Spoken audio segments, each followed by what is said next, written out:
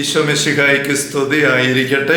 പുതുച്ചാടന അനുഭവ പാഠങ്ങളുടെ 22ാമത്തെ സെഷനിലേക്ക് ഈശോയുടെ നാമത്തിൽ ഹൃദ്യമായ സ്വാഗതം. Hallelujah, hallelujah, hallelujah.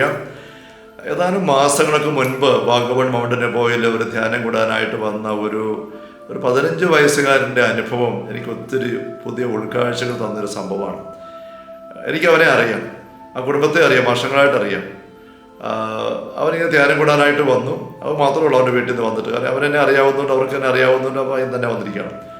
ധ്യാനത്തിൻ്റെ 1 ദിവസം ആയി കഴിഞ്ഞപ്പോൾ അവൻ ഏറ്റവും ഫ്രണ്ടിലാണ് നിൽക്കുന്നത്. ധ്യാനം നന്നിട്ട് കൂടെ ആഗ്രഹിച്ച് തീക്ഷ്ണമായിട്ട് നല്ല ഉത്സാഹത്തോടെ നല്ല പ്രസരിപ്പോടെ ഉള്ള പയ്യൻ, കാഴ്ചയിൽ നല്ല ഭംഗിയായിട്ടിരിക്കുന്നു എൻ്റെ പെരുമാറ്റം കാര്യങ്ങളും.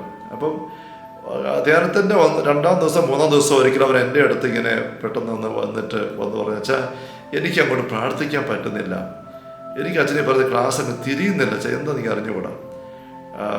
എനിക്ക് നേരത്തെ അറിയാവുന്നതായതുകൊണ്ട് ആ സ്വാതന്ത്ര്യം വെച്ചാൽ പറഞ്ഞത്. അപ്പോൾ ഞാൻ അവനോട് പറഞ്ഞു, സാരമില്ല മോനെ, നീ ഇപ്പം പഠിത്തമൊക്കെ കഴിഞ്ഞ് കൂടി വന്നതല്ലേ, പരീക്ഷ കഴിഞ്ഞിട്ടൊക്കെ വന്നതല്ലേ, നീ പരിശ്രമിക്കുക, ഭംഗി ആയിക്കോളും എന്ന് ഞാൻ പൊതുവായിട്ടൊരു വാക്ക് പറഞ്ഞു. അങ്ങനെ വിട്ടു.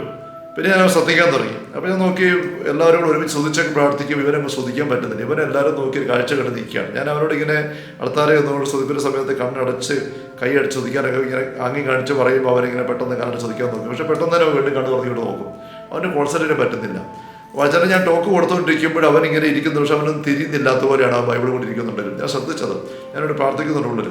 അങ്ങനെ നീങ്ങി ഞാനോർത്ത് പിള്ളേരല്ലേ അത്ര പറ്റുന്നതായിരിക്കും എന്നൊക്കെ വിചാരിച്ചു.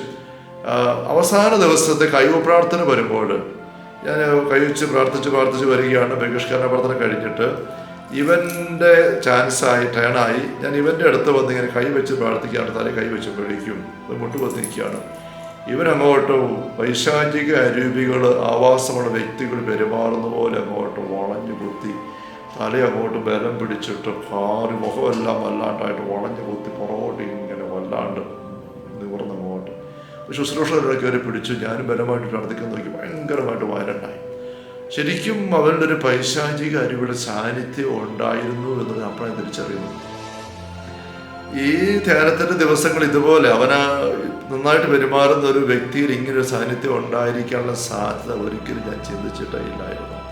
അവനവൻ്റെ ഇടവകയിൽ സൺഡേ സ്കൂളിൽ പോകുന്നുണ്ട്, ഒരു കുർബാനയ്ക്ക് കൂടുന്നുണ്ടായിരുന്നു, വീട്ടിലും കുരിശുപണിക്ക് എല്ലാം കൂടുന്നുണ്ട്, സന്തോഷമായിട്ട് ഓടി നടക്കുന്നൊരു പയ്യനാണ്.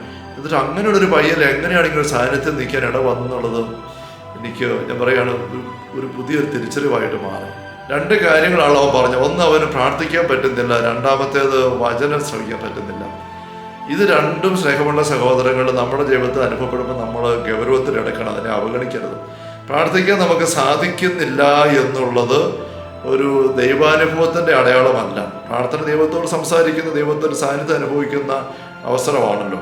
അപ്പോൾ ദൈവത്തിൻ്റെ സാന്നിധ്യം അനുഭവിക്കാൻ പറ്റുന്ന, ദൈവത്തിന് സംസാരിക്കാൻ പറ്റുന്നില്ല എന്നുള്ളത് നമ്മുടെ ജീവിതത്തിൽ കയറി കിടക്കുന്ന ചില ബന്ധന അവസ്ഥകളുടെ വ്യക്തമായ സൂചന ആയിരിക്കാം എന്ന് തിരിച്ചറിയണം.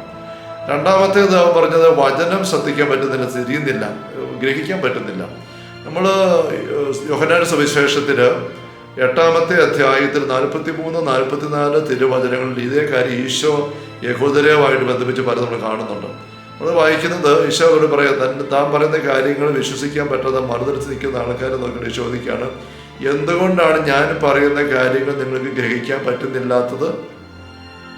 അതിൻ്റെ മറുപടി ഈശോ തന്നെ പറയുകയാണ്, നിങ്ങൾ നിങ്ങളുടെ പിതാവായ പിശാചിൽ നിന്നുള്ളവരാണ്, അവൻ്റെ ഇഷ്ടമാണ് നിങ്ങൾ അന്വേഷിക്കുന്നത്.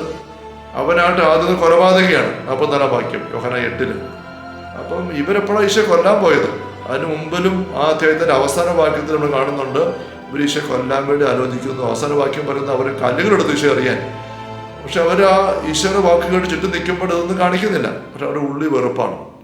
യഹൂദരെക്കുറിച്ച്, പരിസര നിയമത്തിനെക്കുറിച്ച് സുവിശേഷന്മാരെല്ലാവരും ആവർത്തിച്ച് രേഖപ്പെടുന്ന ഒരു കാര്യമാണ്, ഈശോ കുറ്റം ആരോപിക്കാൻ വേണ്ടി അവസരം പാർത്ത് പടുത്ത് നോക്കി ഇങ്ങനെ ചുറ്റും നടക്കുന്ന ആൾക്കാരാണ് അവർ. വെറുപ്പോടുകൂടെ എങ്ങനെ നശിപ്പിക്കണമെന്ന് ആലോചിക്കുകയാണ്. കൊല്ലാൻ വെറുപ്പ് പിശാചിൻ്റെതാണ്. വെറുക്കുന്നത് കൊലപാതകയാണ്, പിശാച് കൊലപാതകയാണ്. അപ്പം അങ്ങനത്തെ ഒരു അവസ്ഥയിൽ ഉള്ളു പോകുന്ന, ഹൃദയത്തിൽ വെറുപ്പ് വെച്ച് നീങ്ങുന്ന അവർക്ക് വചനം തിരിയാൻ പറ്റുന്നില്ല. അപ്പം നമുക്കും വചനം വായിക്കാൻ രുചി തോന്നുന്നില്ല, താല്പര്യം തോന്നുന്നില്ല, വചനം പങ്കുവെക്കുന്നത് കേൾക്കാൻ പറ്റുന്നില്ല, കേട്ടിരിക്കാൻ സാധിക്കുന്നില്ല, ധ്യാനം കൂടാൻ സാധിക്കുന്നില്ല.